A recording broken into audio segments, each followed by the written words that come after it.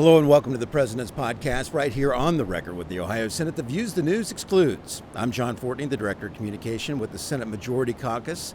That is the Republican caucus in the Ohio Senate. And it is great to take the show on the road this week to the Ohio State Fair and have on the Director of the Department of Agriculture, Director Brian Baldridge. Great to have you back. Oh, absolutely, John. Looking forward to another great conversation. You know, last year at this time we were sitting here, and the drought was just starting to show itself. This year, it's been heavy rain. Compare last year and the drought and, of course, the disaster declaration as well, I believe, to where we are this year. Yeah, great point. I mean, we were just starting to really hear from Southern Ohio, Southeast Ohio, and it was a different group of our farmers. You know, our normal corn and soybean row crop farmers, we keep in touch with them a lot, but when it started affecting Southeast Ohio, and we know a lot of our pasture lands and folks are feeding livestock, and all of a sudden we were hearing that, hey, our pastures are dried up. And we're feeding hay already, which is, we're supposed to be making hay in the summer and feeding it in the winter. So, it was great to really, we immediately started going down and meeting with farmers, meeting with our soil and water offices. And you could see it firsthand in our farmers' eyes. You could hear it in their voices as far as the stressors that they were going through, that how bad it was really impacting. So it was great, and the first level of response on that is to work with our Farm Service Agency, our USDA partners. So we had, what was unique is we had about 1,900 new farmers walk into Farm Service Agencies. And not that they were new to farming, they were new to walking into those USDA Farm Service Agency offices. So knowing that these folks were really hurting, but it was great when the House and Senate, and legislature, and the governor as well supported them and came in with additional emergency funding. So it was helpful. We've heard many thanks from a lot of those farmers and producers in that part of the state. And then we shift into this spring. It's been, we got some rain this winter. Those water tables, first off, somebody said, well, there was a big rain in Southeast Ohio, 2 or 3 inches. Is it fixed? So it takes a long time to build those water tables back up, but we have had that. But our challenges now this year was almost a little too much rain. As we saw, Northwest Ohio with our row crops, our corn and beans folks, they got along really good. A lot of folks got done early, but you go to different parts of the state. My area in Southern Ohio, down on the river, we really struggled with rain. I mean, we actually we did about 2 weeks worth of hay in about 3 days just to try to speed it up because it was the only window we had. And folks were planting, but then get a heavy rain on that plant. So then to get those corn plants started, those seeds germinated and up out of the ground, if there's a little bit of a low spot, they don't get a stand. So now they're going back in and having to replant areas. So we've seen a variation. The glass is half full. We've had a lot of rain, but now, as we sit here today, starting to sweat, we've had a lot of heat, which we need those heat units to really grow our crops. So I think we're in a decent place for our crops, and I just hope we keep moving in that direction. Yeah, is it better to have too much rain or not enough? Well, I tell you what, as a farmer myself, we're never totally happy. So it's that mix. We want that perfect growing season, and we never quite get there, but it is. I would rather have just a little too much rain, because at least at that point, you do have a chance to grow a crop.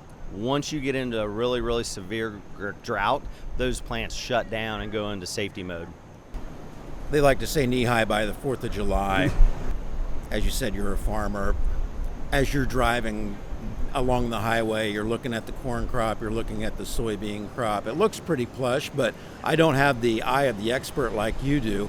The corn crop, what do you think so far? I think we're in pretty good shape. Again, I don't think there's any way we can say it's a bumper crop at all. I worry, start worrying about what are the factors with too much moisture, high humidities. Do we have increased pressures on fungus, which could affect our yields, and different pressures that could come on to the plant as we deal with hot humidity and additional rain. But, like I said, hopefully we continue. We want to keep this heat, keep those growing days going, because some of those farmers, there were some late plantings down south in my area of the state, and we got to make up time, and the heat and the rain will do that. You were talking about the fungus threat or the fungus problem. You have a new lab, don't you, at the Department of Agriculture. Tell me about the lab and really the science that it brings to agriculture. So our new lab, and I'll shift it. We do have a plant health lab, so that's where when we're dealing with plants and so forth. But our new lab that's under construction, that is, I'm so happy to say, is up out of the ground. So as you're driving down Main Street on the east side of Columbus, you can actually see it now. It is growing from the ground up. But yeah, that animal disease diagnostic lab is so critical to our industry, to our livestock industry. Right now, we do about 30% of the tests needed for our livestock industry here in Ohio. So I'm a huge buy local, as many of the folks in the legislature and all across our state are, and we want to provide those tests to our ag industry, to our livestock producers right here in Ohio, make sure they can get them done. So that lab is slated to be done the end of 26, and it's on path to get there. But without the support of the legislature, the Senate, the House, and the governor, we wouldn't be where we are today. Our commodity partners stood up and told the story of what the need was, and it's an exciting time. Well, agriculture is more than just throwing a handful of seeds in the ground or running the tractor down the field, right? There's a real science to it. Absolutely, there is. And as we look at 200 different livestock and species of crops grown here in Ohio, we're very diverse when it comes to agriculture, and that's why food and ag is our number one industry. I was shocked a couple of weeks ago to read the story about I think there was a couple from China who were arrested smuggling in some type of biotechnology, biohazard that could be used to wipe out entire crops. This is a real concern, and it kind of flies below the radar. What's your message on that kind of thing in Ohio? Yeah, absolutely. It is a concern because, an attack on a plant species that could be very evasive is very concerning. That could be an insect. That could be a disease, exposure to our livestock industry. So all those things, are always front and center. We're always worried about. But what our agricultural community does from a standpoint of biosecurity. So that, that biosecurity that a farmer that's raising livestock is doing at that first line of response is a great place to start. I mean, even think about our young people that are coming to the fair to show, cleaning that equipment, their show equipment, before they come to the fair, so they're not bringing their little bugs or whatever from their farms, but also before they go back home is cleaning that equipment as well. So yeah, biosecurity in a very direct area is very important, but the overall threat to the ag community, it is very concerning when, especially as you mentioned, you hear those stories and realize that's a real threat to our industry. It's important to have the technology right here with that new lab coming online as well to continue to protect the crops, to protect the livestock, and the value of the family farm and farming in general in Ohio. Where do you think we stand on farm preservation of the family farm, you're a family farmer, and also the young people coming up, the next generation of farmers? What's your opinion of where we stand there? Well, and we do have a program at the Ohio Department of Agriculture, one of our 25 different programs and divisions that are based out of the Ohio Department of Agriculture. Farmland preservation is that program that families can sit at their dinner table and talk about it as a family and make a decision to enroll their farms into a program with financial backing to help their farms, but it locks that farmland into an easement that protects it for years to come to be in agriculture. I love to say that farmland preservation, in a word of a sense, about the big picture, as far as in the last 2 decades, we've taken out about 2 million acres of productive farmland. So we went from 14.5 million acres to 13.5 million acres here in our state. And that's for a lot of different reasons. Ohio has got great things going on. We've got great announcements, new job opportunities, new economic development opportunities, residential growth, industrial growth, energy growth. So a lot of things going on, but realizing that taking out productive farmland, I love to say that, one of these days, the world is going to turn to the farmers, to the ag community, and say, hey, we've got to step up production to feed the world. We can't do that on blacktop and concrete. We have to think about a plan. And, Ohio's local control, and, our county commissioners, our township trustees, those visions that occur in our local communities for their land use plans, making sure that the communities are coming together, all different aspects of the community, thinking about what is the best growth for their community and putting that plan in place and trying to do their best to follow those plans. Yeah, you can't make everybody happy all the time, and you have the people that say you can't stand in the way of progress. But when it comes to agriculture, farming is everybody's bread and butter. You can't eat blacktop, and I mean that's where it starts. It doesn't start at the grocery store, and I think there's a lot of young people that think, well, let's go to the grocery store and buy our groceries and get something to eat, and there's steak and eggs and milk. Well, where does that come from? And all the work that goes into getting it there, right? The Ohio State Fair is a great showcase of that skill set. The importance of the fair here. Well, it's tremendous. To even tell a little bit of a story, there was a conversations that occurred a few years back. Do we keep the state fair as we know it in this location? I was a huge proponent of absolutely, because back to what you just said, it is the chance from an agricultural standpoint to tell that ag story. When somebody comes from downtown Columbus, Cleveland, Cincinnati, wherever that urban setting is that they come, and they come to the Ohio State Fair, we want to make sure that they find their way to the west side of the campus of this fairgrounds to go into some of our barns and see what our young people, our next generation in agriculture, are doing, showing, showcasing.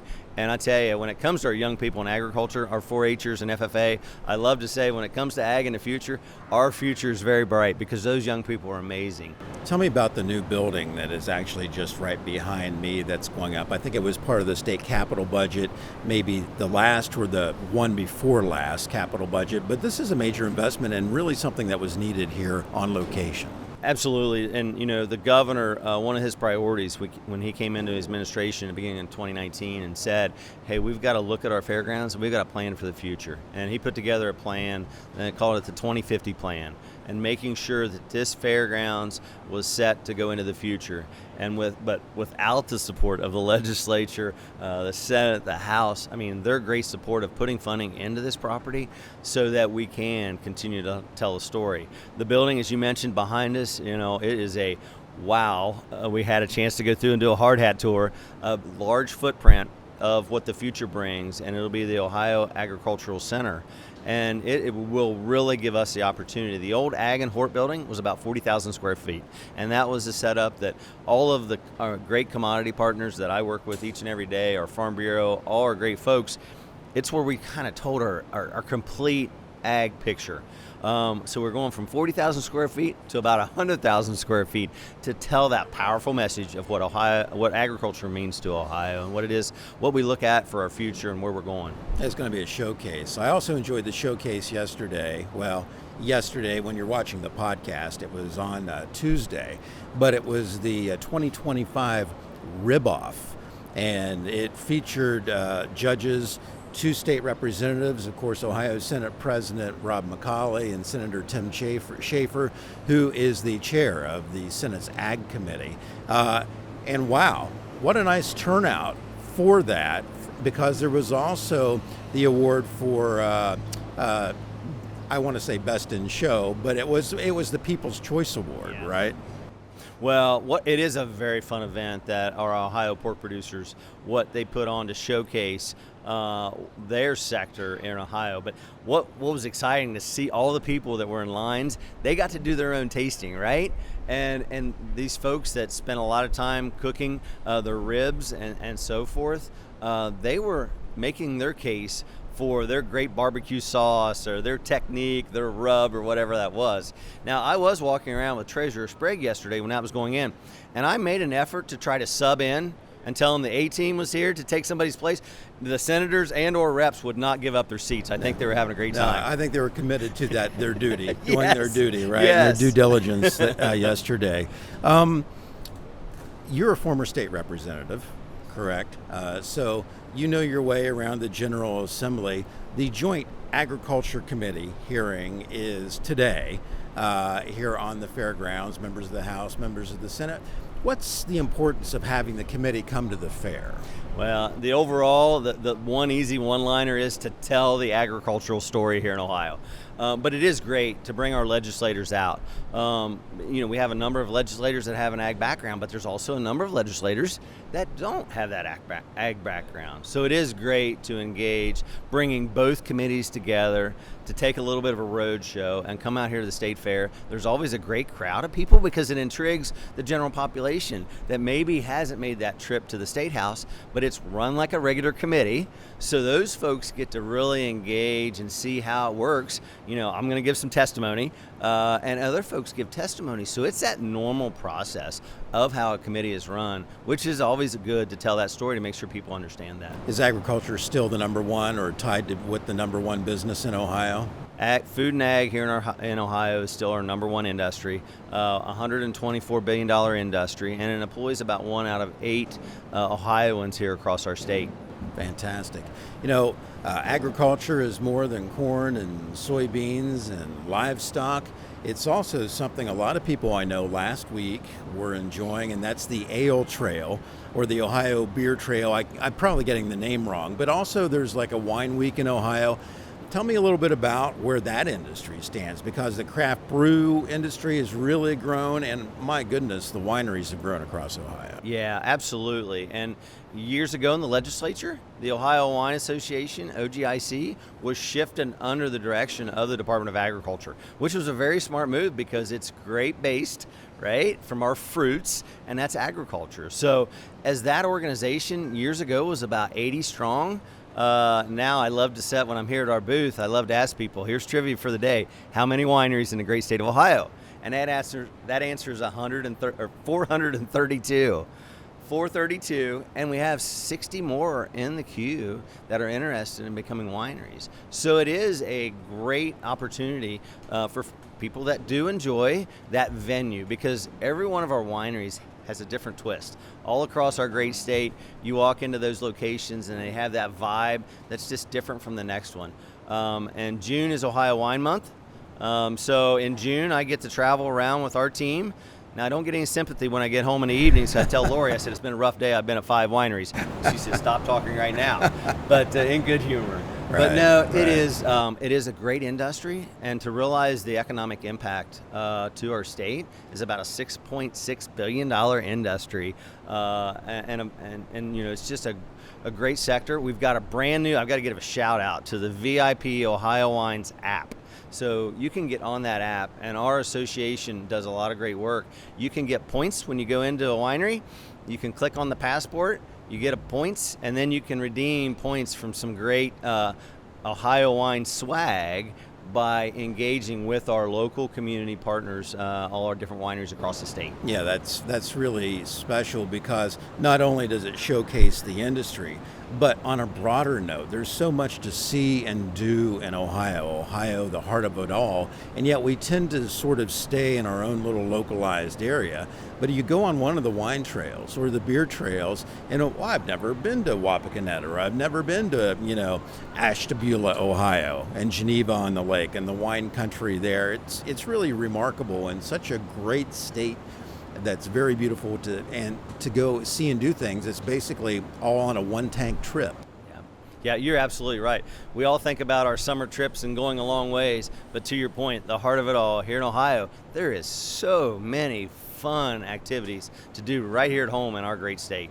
Final thought from you: if you're talking to somebody going into college, young man or woman thinking about bioscience, agricultural science, well worth the while, a great career field to get into. Yeah, absolutely. And what's unique, as far as an agency, we have about 500 employees at the Ohio Department of Agriculture.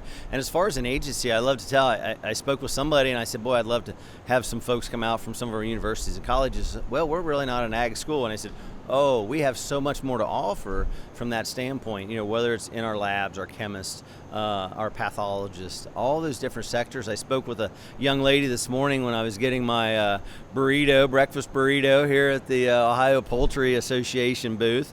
And I asked her, I said, what? She was going to school, and I said, what's your major? She says, business. And I said, well, at the Department of Agriculture, we have a whole team that takes care of our physical office. I said, if you ever want to intern, come out, And she said, I never thought of that. Yeah, So by the it's- way, farming is a business. It right? 100%. You've got to be a agricultural scientist, you got to be a mechanic, you got to be a businessman or woman, right? Absolutely.